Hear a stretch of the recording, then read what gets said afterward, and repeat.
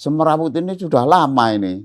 Untuk kembali ke situ kan nggak bisa seperti membalik telapak tangan. Ini kadang-kadang masyarakat juga harus sabar. Ini kadang-kadang kok subsidi 54 triliun belum nyampe.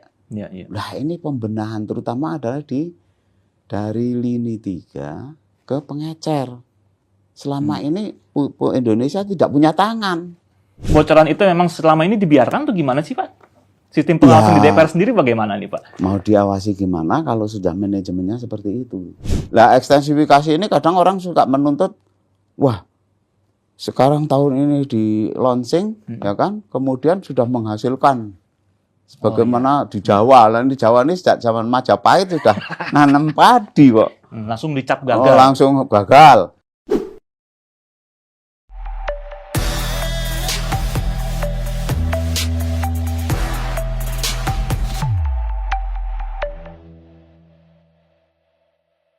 Kawan Akurat, kita berjumpa lagi dalam Akurat Talk, Kena Tuh Barang. Sejarah mencatat bahwa seorang Prabowo Subianto sudah sejak lama menegaskan ambisi besarnya membawa Indonesia menuju swasembada pangan. Prabowo sempat meyakini Indonesia dapat mencapai swasembada pangan paling lambat 4-5 tahun sejak dirinya menjabat presiden. Namun seiring berjalan waktu dan situasi global yang kian mendesak, sang presiden mematok target swasembada pangan jauh lebih cepat, yaitu paling lambat dicapai pada 2026.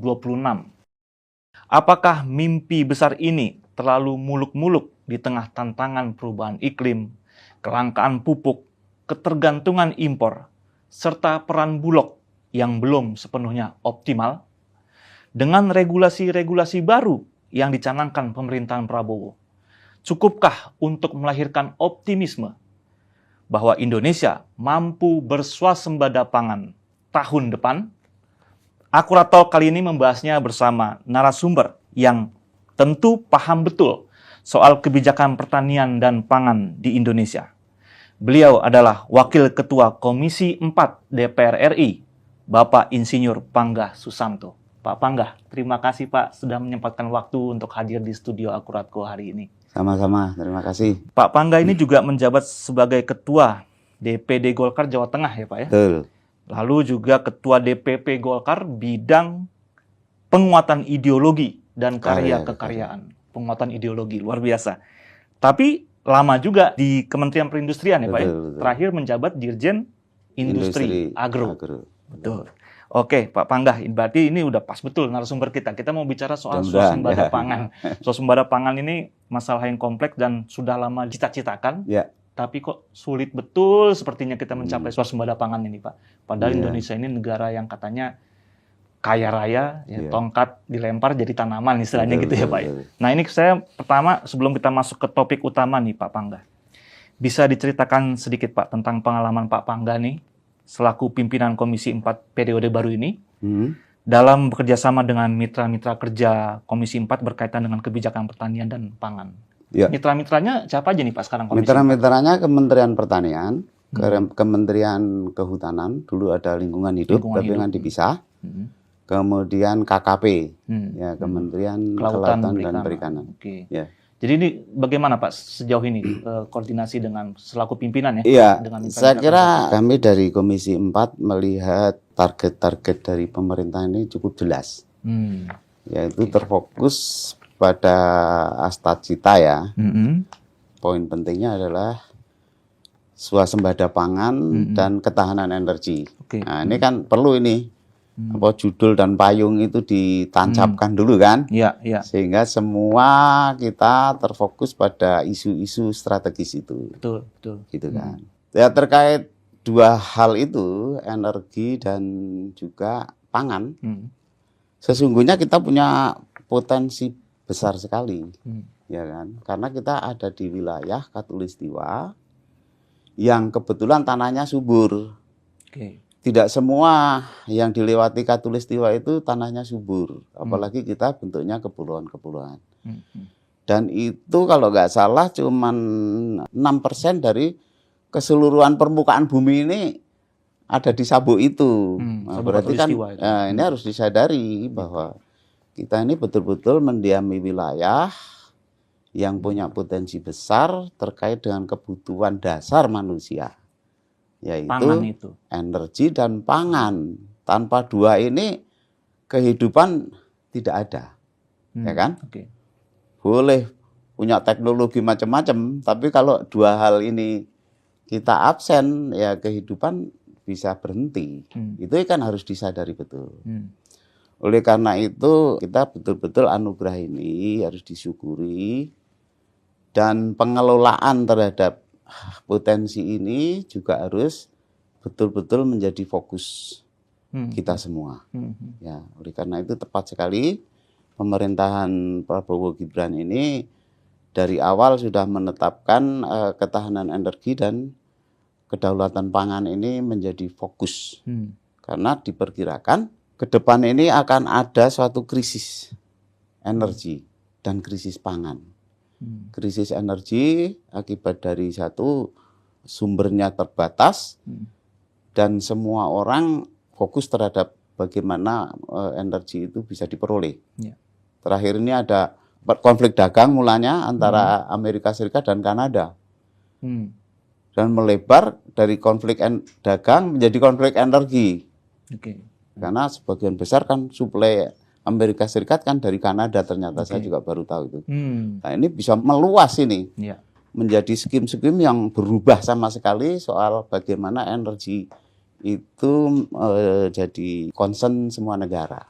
Begitu juga dengan pangan. Nah, pangan juga dengan adanya perubahan iklim, panen gagal, perubahan panen dan sebagainya, ini bisa menyebabkan krisis pangan.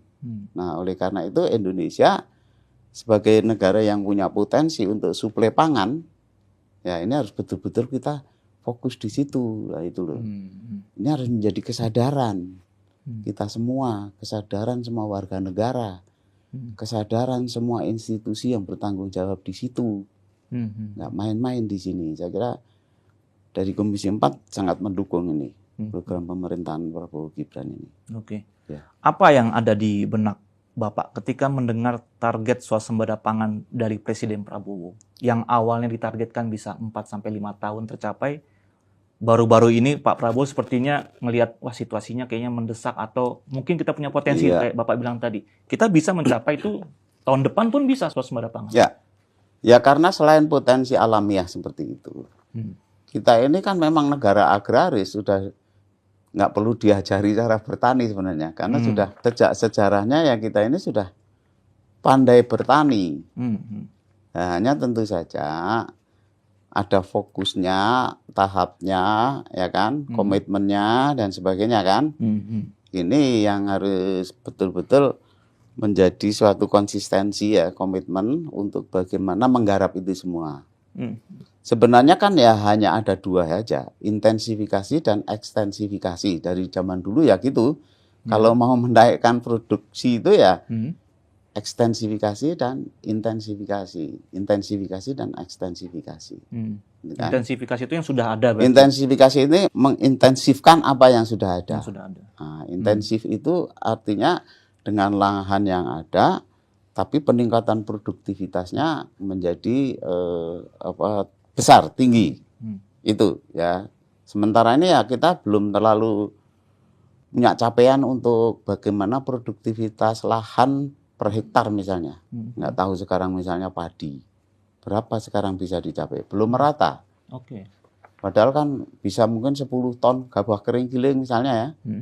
Mungkin sekarang masih ada yang 5 gitu kan.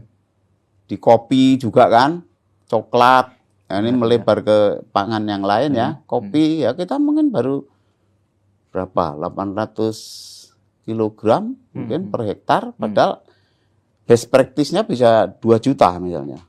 Demikian juga coklat. Coklat ini bisa dengan wilayah yang luas ini kita bisa merebut posisi sebagai produsen coklat minimal nomor 2 lah, nomor 1. Ya kan. Saat ini nggak tahu nomor 3 malah merosot nomor 6 saya dengar itu. Nah ini kan karena kita kurang tekun. Gitu loh. Kurang tekun jadi bikin program terus sudah lewat. Berganti lagi, ganti menteri, ganti program lagi. Ini penyakitnya. Iya, nggak ada konsistensi dan konsistensinya. Tidak ada pembangunan jangka panjang. Zaman dulu pernah kita merencanakan suatu pembangunan jangka panjang. 5 tahunan, kemudian 25 tahun jangka panjang. Pertama, dilanjutkan jangka panjang kedua, terlanjur krisis. Ya.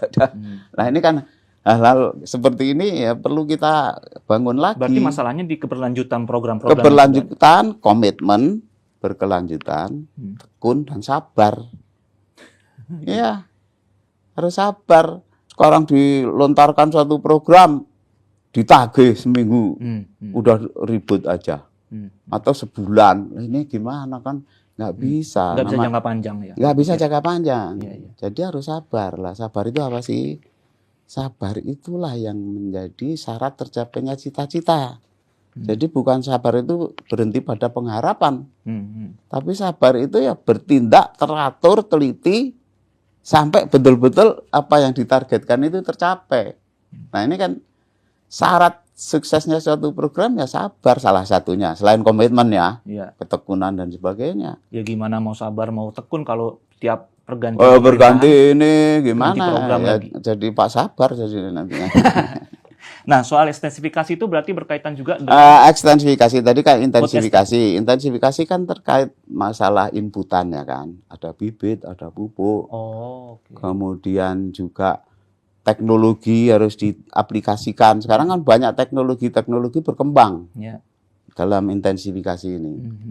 Bagaimana suatu lahan yang sempit bisa menghasilkan produktivitas yang tinggi. Ini semua teknologi. Itu masalah intensifikasi. Kalau ekstensifikasi itu? Ekstensifikasi membuka lahan baru. Nah, kita juga sudah ada program itu di luar Jawa kan, khususnya di luar Jawa. Nah, ini juga di Merauke, kemudian Kalimantan Tengah, ya termasuk ya. Katakanlah food estate itu, kan itu mau nggak mau ya ekstensifikasi, gitu. Saya kira kalau dua hal ini, lah ekstensifikasi ini kadang orang suka menuntut, wah. Sekarang tahun ini di launching, ya kan, kemudian sudah menghasilkan sebagaimana di Jawa. Lah di Jawa ini sejak zaman Majapahit sudah nanam padi kok. Langsung dicap gagal. Langsung gagal. Nah ini sebenarnya tidak ada gagal itu. Yang ada adalah belajar dari kegagalan. Ada yang bilang kegagalan adalah kesuksesan yang tertunda kan gitu-gitu. Itu memang kata-kata yang sering kita dengar tapi itu benar gitu loh. Nah ini juga berarti terlalu cepat kalau kita menyatakan oh food estate itu udah gagal. Iya, terlalu cepat. Karena ini butuh jangka panjang untuk gagal coba lagi. Sampai benar-benar kita pinter. Jadi orang pinter itu kan kalau dari gagal. Kalau orang nggak pernah gagal ya nggak pernah pinter. Gitu loh. Ya, ini masalah kesabaran aja sebenarnya. Iya, masalah ketekunan, kesabaran, endurance dan sebagainya. Pak, kita bicara swasembada pangan, kita juga bicara tentang satu lembaga yang bernama Badan Urusan Logistik atau Bulog. Ini penting juga kan sebenarnya. Penting, mungkin ini jadi concernnya Pak Pangga juga dari pembacaan kita di berbagai media. Pak Pangga berkali-kali soal Bulog ini juga concern. Dan kita baru mendengar bahwa pemerintah sepakat untuk mentransformasi Bulog, Pak. Yang saat ini berada di bawah Kementerian BUMN nantinya menjadi badan otonom yang berada di bawah arahan Presiden Prabowo. Apa pendapat Pak Pangga tentang hal ini? Apakah menurut Anda transformasi ini suatu keputusan yang penting sekali bagaimana memposisikan kelembagaan Bulog ini dalam kaitan food security. Ya. Jadi pemerintah juga harus hadir dalam kaitan keamanan pangan dan juga perlindungan petani. Ya kan, hadirnya itu ya harus melalui tangannya ya Bulog, gitu. Zaman dulu kan gitu. Tapi kan ini gara-gara IMF nih, nggak boleh lagi Bulog itu berperan seperti itu. Zaman dulu itu zaman Pak Harto berarti? Iya, zaman Pak Harto, zaman Pak Harto itu. Bulog itu kan zaman Pak Harto. Nah kemudian zaman reformasi karena IMF tidak membolehkan, akhirnya punya fungsi ganda Bulog ini sebagai fungsi komersial dan sebagai fungsi misi stabilisasi harga dan stok. Jadi nggak fokus tuh kerjanya. Jadi banyak maunya tapi kurang tenaga. gitu kan? Iya. Tanpa modal apapun, dikasih modal. Jadi dia pakai pembiayaannya komersial. Jadi kalau dia dituntut untuk security ya, katakanlah harus Sulit, stok ya. 2 juta atau 2,5 juta sampai 3 juta. Dia setidaknya kemakan bunga aja bisa 2 triliun. Saya tahu karena saya kan dewas di situ dulu. Dewan Pengawas Bulog saya. Jadi setengah mati itu kalau dibiarkan begitu, mengemban 2 misi tanpa adanya intervensi dari pemerintah yang memadai. Ya nggak bisa. Nah, saya kira ini tepat sekali ya kan. Urusan dengan IMF sudah selesai lah. Ya kan. Sekarang ya maunya kita gimana? Ya. Jadi pemerintah memutuskan untuk bagaimana Bulog ini tadinya Perum ya, BUMN ya. BUMN.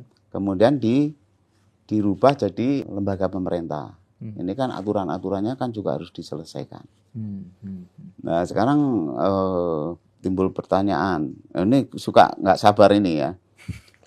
Begitu itu ditetapkan, gabah kok hanya 5.500, padahal targetnya 6.500. Ya iya, itu harus gerak cepat Bulog ini. Karena selama reformasi ini, kalau zaman dulu kan Bulog ini kan mengandalkan mitra-mitra untuk pengadaan gabah. Bulog nggak bisa beli gabah kering panen, ya kan? Ini kan harus dikeringkan, terus disimpan. Penyimpanan gabah juga ada syarat-syaratnya. Nah selama ini kan Bulog udah nggak nyampe sana tuh. Harus dilengkapi, harus ada pengering dan sebagainya, dryer, ya kan? Kemudian penyosok itu beras, dari gabah ke beras. Karena kalau stok beras itu nggak bisa lama. Yang harusnya itu di stok adalah gabah kering giling. Sehingga kalau sewaktu-waktu stok tertentu berkurang karena mungkin intervensi pasar dan sebagainya, harus segera diisi lagi. Diisinya itu kan dari gabahnya yang sudah kemudian jadi beras. Karena berasnya nggak tahan lama itu. Iya, gitu loh. Ini kan mekanisme detail sekali ya yang. Nah selama ini Bulog tuh nggak bisa menjangkau seluruh proses produksi itu ya? Selama ini ya nggak bisa. Nah ini kan perlu waktu. Tapi juga harus target, nggak boleh lama-lama juga. Ini petani menunggu ini semua kan gitu. Secepat yang bisa dia lakukan, tapi juga tidak bisa langsung serta-merta juga. Jadi apa saja Pak evaluasi terhadap Bulog selama ini dan apa yang menjadi poin-poin penting untuk transformasi Bulog? Ya itu, bagaimana menjangkau itu, apakah dihidupkan lagi mitra-mitra itu, ya kan? Merekrut lagi mitra-mitra yang bisa sampai ke sawah-sawah gitu ya. Untuk pengadaan dan sebagainya, ya kan? Kepanjangan tangan Bulog ini ya. Sebenarnya lebih ringan kerja Bulog karena dia kerjanya cuma menstabilkan harga, ya kan? Kalau dulu ada floor price, ceiling price, ya disitulah sebenarnya tugas pokok dari Bulog. Kalau dia terlalu tinggi harga, ya kan, diintervensi. Kalau terlalu rendah dia beli, gitu aja sebenarnya. Nggak usah mikir untung, nggak mikir ini ya. Memang misinya adalah membela petani. Nggak mikirin profit lagi. Iya, dari ketidakpastian harga dan pembelian. Itu aja udah. Fokuskan ke itu aja. Satu lagi isu yang swasembada itu terkait juga dengan pupuk.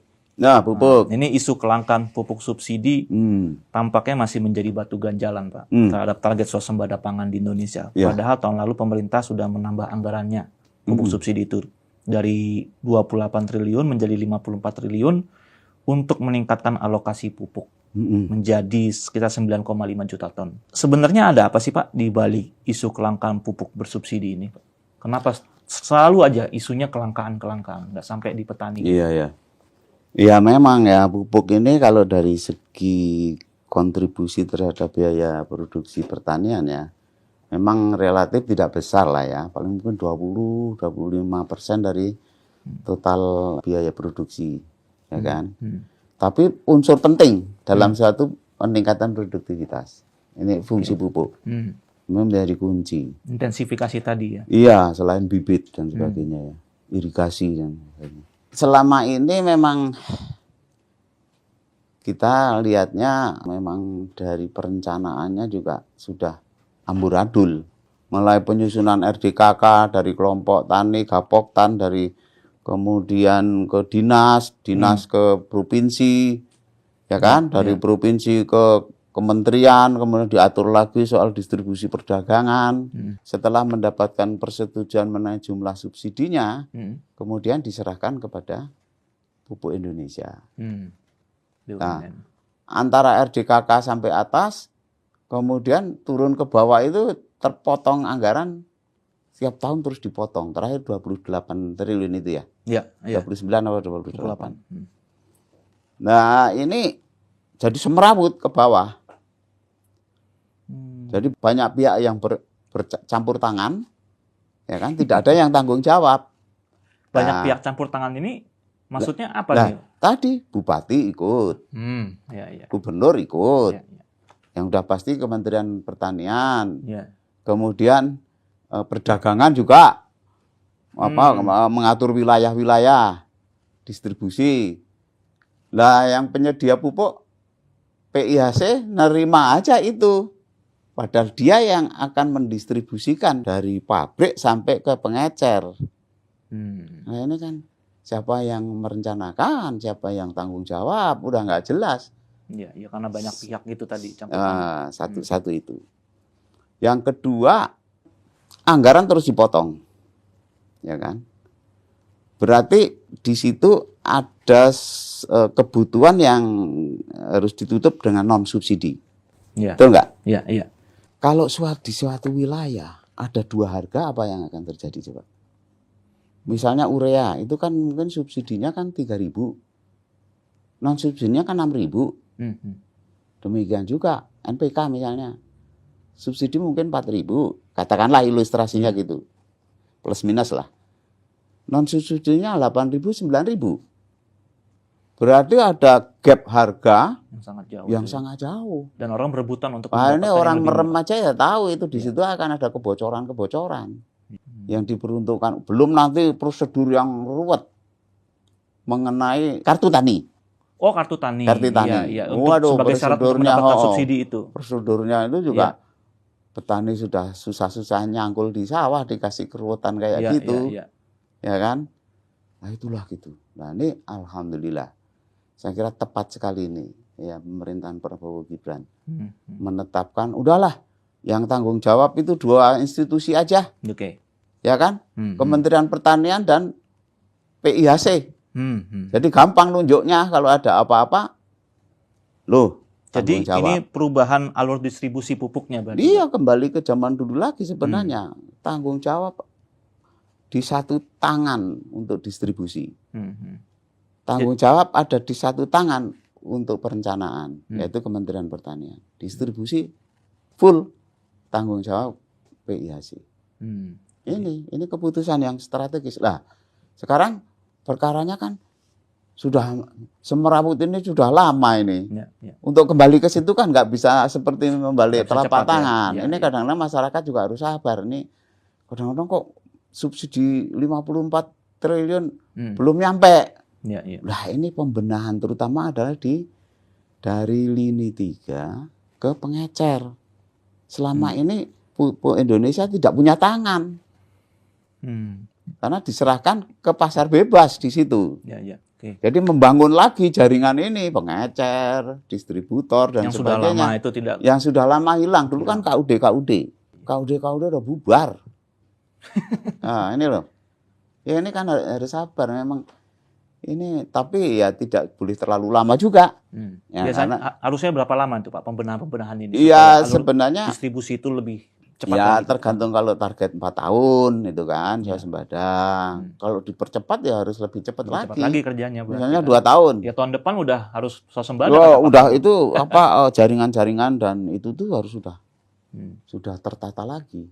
Nah, isu yang sering kita dengar kan isu klasik lagi Pak, mafia pupuk masih menjadi masalah utama nggak sih Pak sebenarnya para petani sulit mendapatkan pupuk baik subsidi maupun non subsidi, datang para tengkulak bahwa pupuk lebih sangat gampang. Jadi masalahnya jadi ruwet kalau masif banget kayaknya praktek koruptif di kalau dunia tadi udah pertanian. tak ceritakan dari perencanaan naik ke atas, dipangkas anggarannya turun. Jadi nggak karuan, kemudian ada disparitas harga antara subsidi non subsidi mendorong terjadinya kebocoran-kebocoran pupuk subsidi ke non subsidi. Saya tidak sebut namanya, itu ada 10 titik kerawanan di dalam bagaimana pupuk subsidi ini bocor ke non subsidi. Karena sangat menggiurkan kan? Disparitas harga antara subsidi dan non subsidi. Iya. Gitu loh. 10 titik kebocoran. Iya, 10 titik kebocoran. Oke. Di mana-mana saja potensinya tuh, ya nggak saya sebut itu, tapi ada 10 itu. Tapi kebocoran itu memang selama ini dibiarkan tuh gimana sih, Pak? Sistem pengawasan di DPR sendiri bagaimana nih, Pak? Mau diawasi gimana kalau sudah manajemennya seperti itu? Kita mau melototin 24 jam. Kalau ada selisih harga 3.000 antara subsidi non subsidi, urea misalnya, atau 4.000, 5.000 untuk NPK, memang kita bisa ngawasi. Ini jadi karena pasar itu yang bergerak ya, Pak? Mungkin karena semua ingin campur tangan di dalam urusan pupuk. Jadi semua campur tangan tapi tidak ada yang tanggung jawab, kira-kira gitu loh. Iya. Oke. Nah, bagaimana DPR RI nih, Pak? Bapak dan teman-teman di Komisi 4 memastikan bahwa suara dan kebutuhan petani ini, terutama dalam mencapai target swasembada pangan ini, dapat dalam proses legislasi nanti nih, Pak? Ya, poin-poin ini kita fokuskan. Besok juga ada RDP dengan Bulog, RDP dengan pupuk. Kelanjutannya seperti apa dengan keputusan? Percepatannya seperti apa? Seperti apa? Aturan-aturan tadi ditanyakan kan itu ada revisi-revisi peraturan dan sebagainya kan, semua supaya nggak jadi masalah hukum kan. Jadi semua juga harus dirapikan semua. Jadi harus rapi kerjanya. Gitu kira-kira. Dan itu harus lebih cepat ya Pak, karena Presiden minta rapi dan cepat. Target itu tahun depan udah bisa swasembada. Jangan gerusa-gerusu tapi asal beres. Nah, gitu. Ini ada 2 isu besar yang kita sekarang dengar dari pemerintahan Prabowo Gibran, swasembada pangan dan makan bergizi gratis, Pak. Oh, makan bergizi. Dua-duanya ini saling terkait dan saling memperkuat dalam upaya meningkatkan ketahanan pangan kita kan, Pak. Kesejahteraan masyarakat, kualitas SDM kita. Nah, ada pertanyaan yang jika dipikir-pikir relevan juga untuk diajukan nih, kan. Bisa nggak sih sebuah bangsa menjalankan kedua program dan target ini secara bersamaan? Swasembada pangan itu kan bertujuan memastikan ketersediaan pangannya. Ya, secara mandiri mengurangi ketergantungan impor, menjaga stabilitas harga pangan tadi Bapak bilang. Sedangkan MBG itu kan butuh pasokan pangannya, Pak. Stabil, terjangkau pasokan pangannya. Apakah tidak lebih baik swasembada pangan ini dipastikan lebih dulu terwujud dalam aksi-aksi konkret, memastikan pangannya tersedia dulu, yang dibutuhkan MBG tersedia dulu gitu, atau memang program ini bisa berjalan kedua-duanya secara beriringan? Gimana Pak Panggas sebagai orang yang lama berkecimpung? Ya bisa dua-duanya lah, jalanin aja dulu, nanti dari apa yang kita laksanakan itu kan akan ada evaluasi, revisi, pelajaran dan sebagainya kan.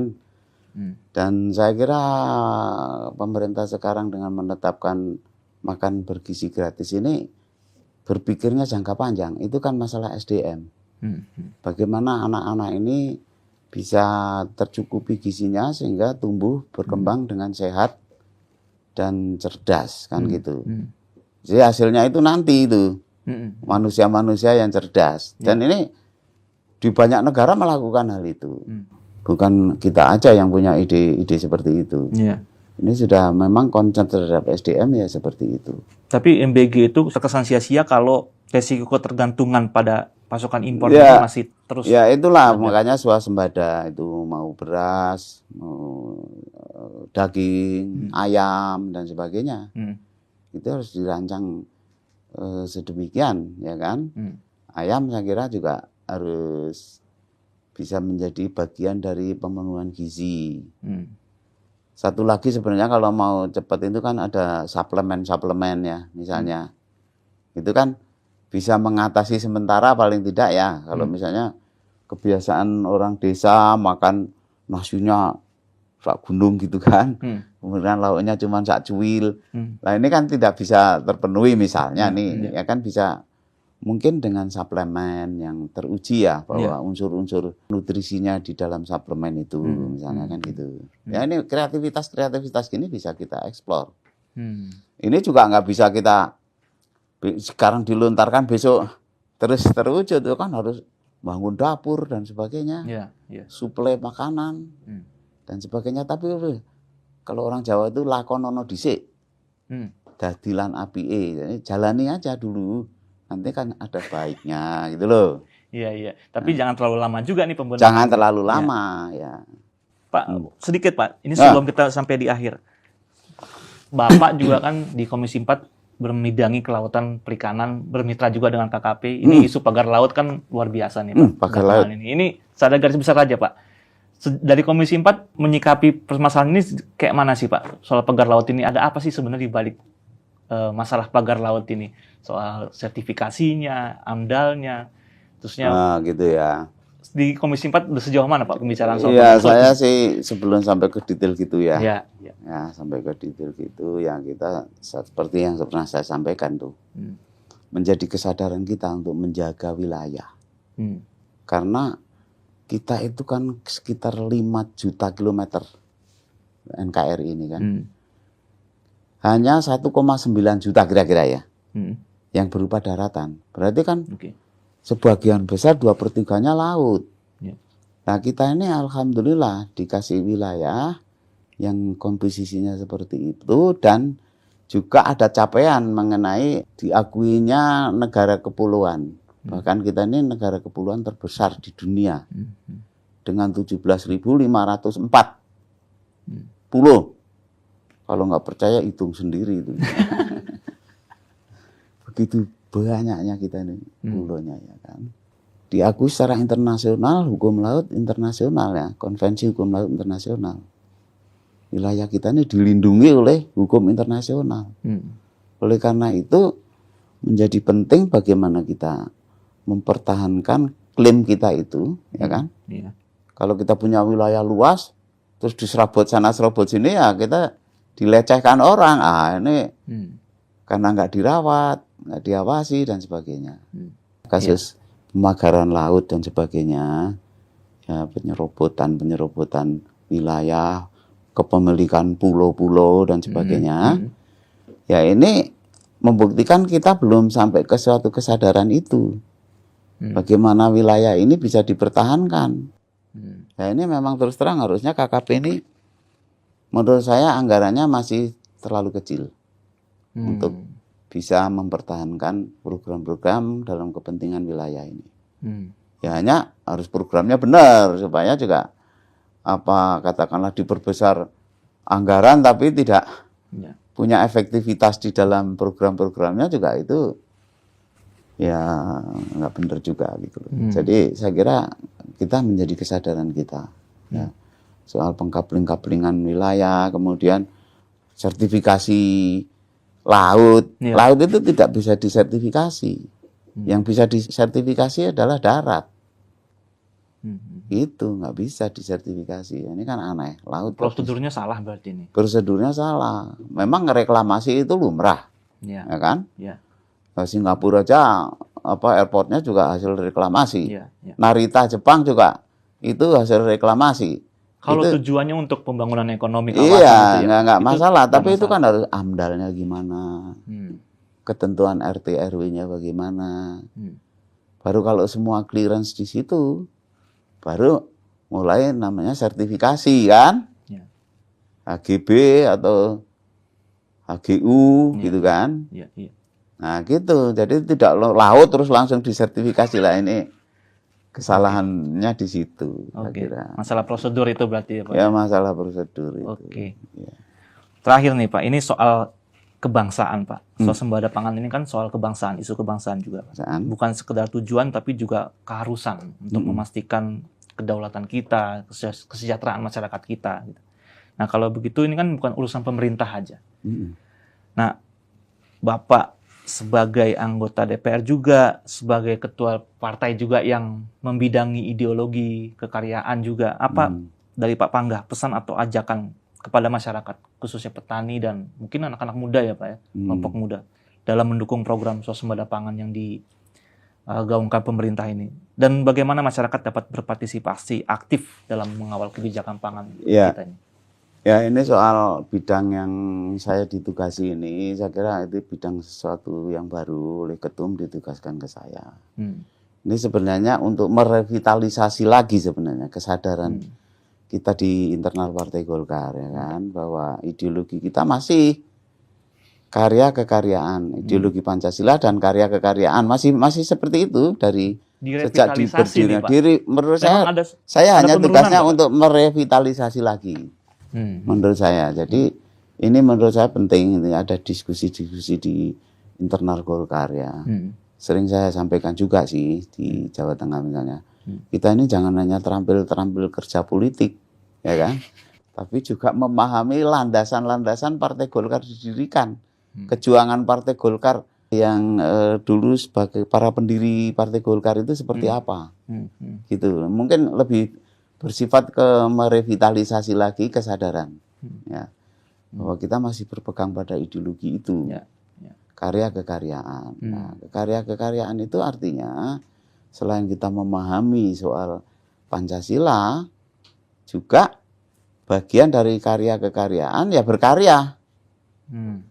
Gitu Pak, kader-kader Golkar harus mampu untuk menghasilkan karya-karya ya. Mungkin salah satunya adalah bagaimana partisipasi kader-kader Partai Golkar di dalam program-program swasembada pangan, kemudian ketahanan energi. Karena kan ini katakanlah Bung Karno dulu kan bilang bahwa kemerdekaan itu kan hanya jembatan emas, ya kan? Nah, setelah menyeberangi jembatan emas itu kan berkarya.